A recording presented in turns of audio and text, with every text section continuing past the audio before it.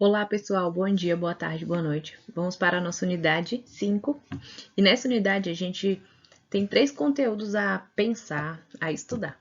São os advérbios, as preposições e as conjunções. Lá na frente também vou falar um pouquinho sobre as interjeições e eu trouxe alguns textos para a gente refletir, para a gente aumentar o nosso vocabulário e também a nossa análise textual, a nossa interpretação textual.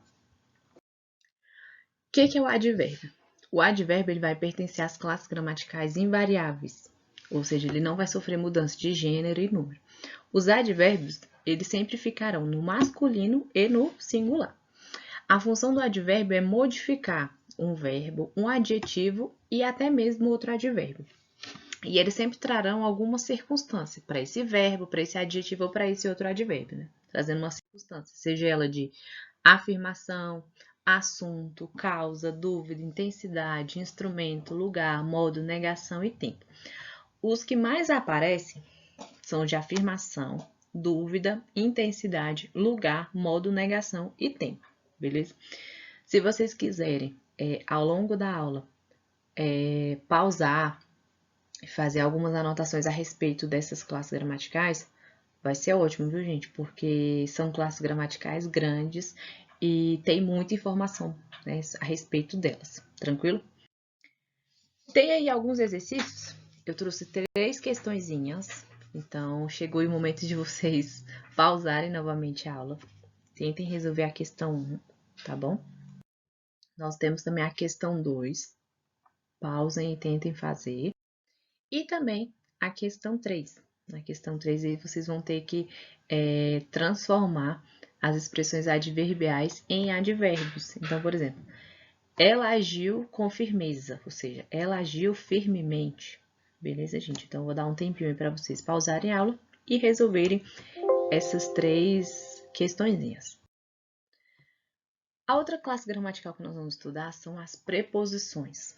As preposições, elas sempre vão estabelecer relação semântica, ou seja, relação de significado entre 2 termos, tá bom? Elas também são invariáveis, elas não vão sofrer mudança de gênero, nem de número, grau, tempo, modo, não vão, tá bom? Nós vamos ter 2 tipos de preposições, as preposições essenciais e as preposições acidentais. A gente pode chamar as preposições essenciais de preposições simples. E qual que é a diferença entre preposição acidental e preposição essencial?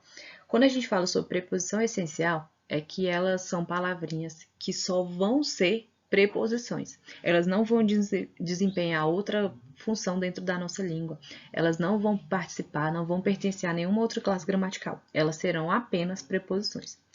As preposições acidentais, elas são chamadas assim porque elas podem tanto ser preposição em determinado contexto, e em outro contexto elas podem ser conjunções ou até mesmo outra classe gramatical. Tranquilo? Então é só a gente lembrar das preposições essenciais, que pode ser chamada de preposições simples, ou outras palavrinhas também que desempenham a função de preposição, que são chamadas de preposições acidentais. Temos as locuções prepositivas. O que é uma locução prepositiva? É quando eu tenho 2 palavrinhas, né, 3 palavrinhas, que vai ter a função de uma preposição, tá bom? Então, abaixo de, acerca de, a respeito de, para com, por trás de, depois de, para baixo de. Então, são 2 ou mais palavrinhas que vão ter a função de preposição, né? Vão estabelecer essa relação semântica, essa relação de significado com alguns termos ali dentro de uma frase. As preposições, elas podem combinar com outra preposição, né? Porque tem 2 fenômenos dentro das preposições. Nós vamos ter as combinações, quando eu tenho 2 palavrinhas juntas, elas não vão perder estrutura, não vão perder som, tá bom? Então, por exemplo, quando eu junto o a, preposição, mais o artigo, por exemplo, a, o, ao. Então, eu tive uma combinação. Eu juntei as duas, elas combinaram, não perderam estrutura, não perderam som. E eu tenho também uma outra chamada de contração. Eu vou ter 2 palavrinhas, por exemplo, o D mais A. D mais A, dá. Eu perdi estrutura, perdi som. Então, eu vou ter uma contração. Tranquilo? Por exemplo, o em mais o. Em mais o não vai ficar emo, né? Vai ficar no. Em mais aquele. Naquele. Até tem alguns alunos que falam, professor, não tem nada a ver, hein? Mas aquele, naquele. Mas aí a gente vai surgir as contrações, ou seja, combinações. Eu juntei duas coisas, não perdeu estrutura, não perdeu som. Já quando eu perco, né, a estrutura, quando eu perco o som, eu vou chamar de contração. Tranquilo? Depois que a gente pensou aí nas preposições, eu trouxe um texto para a gente ler a respeito da filologia. Você sabe o que é filologia? É a ciência que estuda uma língua, ou a literatura, cultura, civilização, sob a ótica histórica a partir de documentos escritos. Contudo, a abordagem científica do desenvolvimento de uma língua ou de família de língua, especialmente a pesquisa da história de sua morfologia, ou seja, da sua forma, e a fonologia, que é o som, tradicionalmente chamada filologia, foi englobada pelo que se chamou de linguística histórica. A filologia hoje é principalmente associada ao estudo material e crítico dos textos. A filologia aborda, portanto, problemas de datação, localização e edição de textos. Para tanto, ela se apoia na história e em seus ramos, como a história das religiões, na linguística, na gramática, na estilística, mas também em disciplinas ligadas à arqueologia, como a epigrafia ou a papirografia. Então, gente, depois se vocês quiserem estudar mais a respeito da filologia, tem esse texto aí na nossa aula, se vocês quiserem também voltar à nossa leitura. E também uma dica que eu dou para vocês. Palavras que vocês não entenderam, conceitos que vocês não entenderam dentro desse texto sobre a filologia, anotem e pesquisem também nos dicionários. Às vezes eu estou lendo um texto que é bem denso, né? É um texto bem complicado e eu vou marcando as palavrinhas que eu não conheço. E vou lá no dicionário, tanto no online, né? Ali no aplicativo, ou até mesmo o dicionário físico. A gente utiliza para descobrir essas palavras, né? É bom que a gente aumente o nosso vocabulário, né? Descobrindo novas palavras, descobrindo novos significados. Então, a dica que eu dou para vocês é, ao lerem um texto, grifem as palavras que vocês não conhecem e vão fazendo as anotações, beleza? Nós temos outra classe gramatical que também vai ser invariável. Ela é chamada de conjunção. Junção, gente, ligação, né? Então, a conjunção, ela vai ligar orações, ela pode ligar palavras. E as conjunções, elas podem ser conjunções coordenativas e conjunções subordinativas. Se vocês quiserem, pausando novamente a aula e fazer as anotações, vai ser válido, tá bom, pessoal? Então, olha só. O que serão essas conjunções coordenativas? Elas vão ligar termos de uma oração, ou duas orações, né? E elas vão ligar essas orações que são independentes, ou seja, eu tenho duas orações, né? Eu tenho dois termos e um não depende do outro para que ele tenha sentido. Eles estão juntinhos, mas um não depende do outro para que ele tenha sentido. Tranquilo? As conjunções coordenativas, elas podem ser aditivas, que elas vão trazer uma ideia de soma, de adição, né? Elas podem ser adversativas, uma coisa adversa, uma coisa oposta. Elas podem ser alternativas, quando eu tenho alternância, quando eu tenho opções. Eu posso ter também as conjunções conclusivas, que elas vão concluir algo, né? Eu tenho também as explicativas, que elas vão explicar a razão de algo, o motivo de algo. Tranquilo? Tem uns exemplos aí, ó. Ele estudou muito e fez uma boa prova. Ou seja, eu estou adicionando ideias. Ele estudou muito e fez uma boa prova. Mas também eu posso ter uma ideia de oposição, uma ideia de adversidade. Ele estudou muito e não fez uma boa prova. Ele estudou muito, mas não fez uma boa prova. Tranquilo? Nós temos as conjunções subordinativas, elas são maiores, né? Até porque as conjunções coordenativas nós vamos ter só 5 tipos. As subordinativas, elas podem ser conjunções subordinativas integrantes, que é o que e o se. A gente vai estudar bem mais lá na frente. E nós vamos ter as conjunções subordinativas adverbiais. E dentro dessas adverbiais nós vamos ter 9 tipos. O nome mesmo já vai dar o significado, tranquilo? Então, causais, que é vai dar uma ideia de causa, né? Causa, se a gente for pensar em causa e consequência, né? Comparativo, eu vou comparar termos, vou comparar algo ali dentro de uma oração.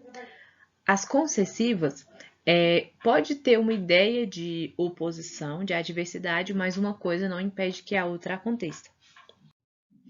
As condicionais, eu vou condicionar algo, né? Eu tenho uma condição para que aquele fato aconteça.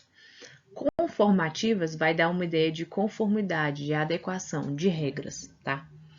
As consecutivas vai trazer uma ideia de consequência, tranquilo? As finais sempre vão trazer uma ideia de finalidade, uma ideia de objetivo. Nós vamos ter também as proporcionais, eu vou ter a proporcionalidade que algo aconteça. E por último, nós vamos ter as integrantes, como eu falei para vocês, né? Que elas estarão mais nos nossos estudos lá na frente. As interjeições. Para que a gente usa as interjeições? Quando a gente era pequeno, a gente lia muito gibis. Eu adorava ler gibis, então a gente via muito.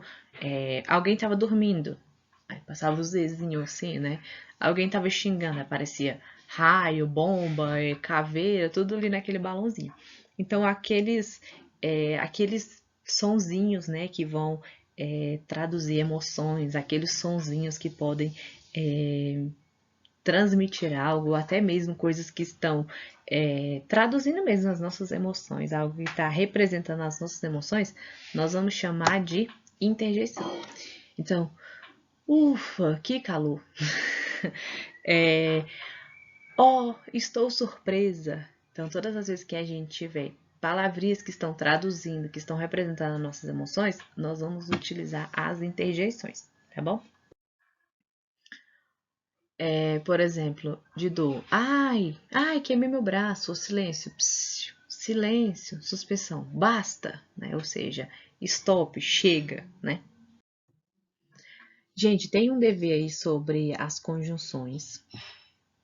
E sobre as preposições também. E sobre advérbios interrogativos. Então, eu vou dar um tempinho para vocês fazerem essa atividade. E aí, depois vocês seguem com a aula normal, tá bom?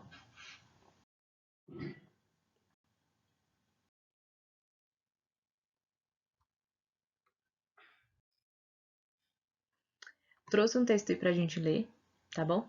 São frases bem-humoradas de para-choques de caminhão. É uma tradição. Basta andar pelas estradas brasileiras para se deparar com frases nos para-choques dos caminhões. São recados divertidos, românticos ou que levam à reflexão.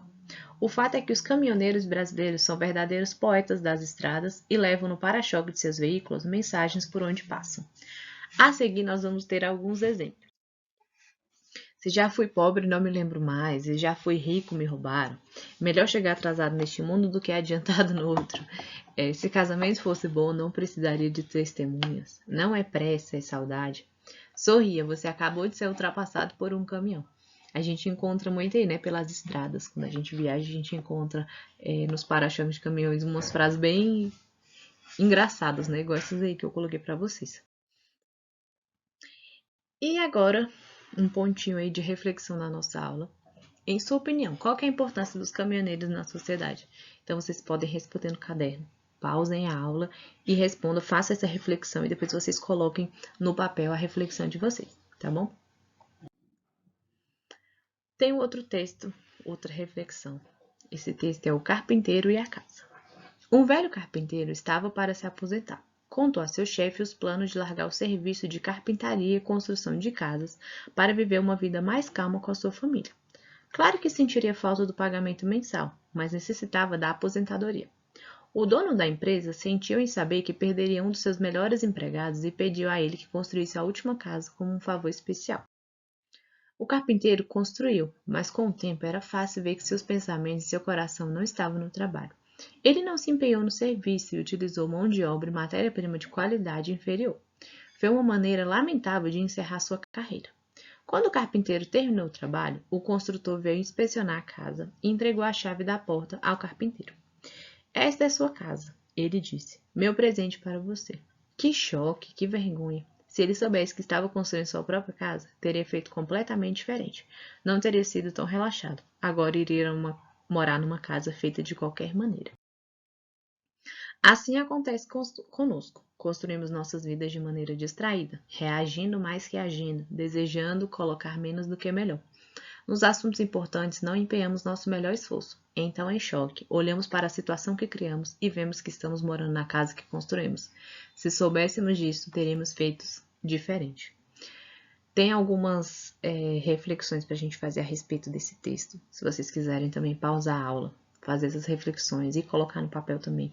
Eu penso muito que a escrita, gente, ela parece que a gente consegue refletir melhor ao escrever, né? Às vezes a gente consegue driblar vários pensamentos com a escrita. Referências bibliográficas aí das nossas aulas. E, gente, uma dica que eu dou para vocês é que caso vocês tenham ficado com alguma dúvida, voltem na aula. Em todas as aulas, tanto a unidade 1, 2, 3, 4 e 5, voltem, façam as anotações de vocês, leiam a apostila de vocês, não se prendam também à videoaula e à apostila. Procurem outros meios de estudar, procurem outros livros. A internet está cheia de material bom. Então, utilizem, gente, a internet ao favor de vocês, tá bom? Gente, bons estudos para vocês e até mais.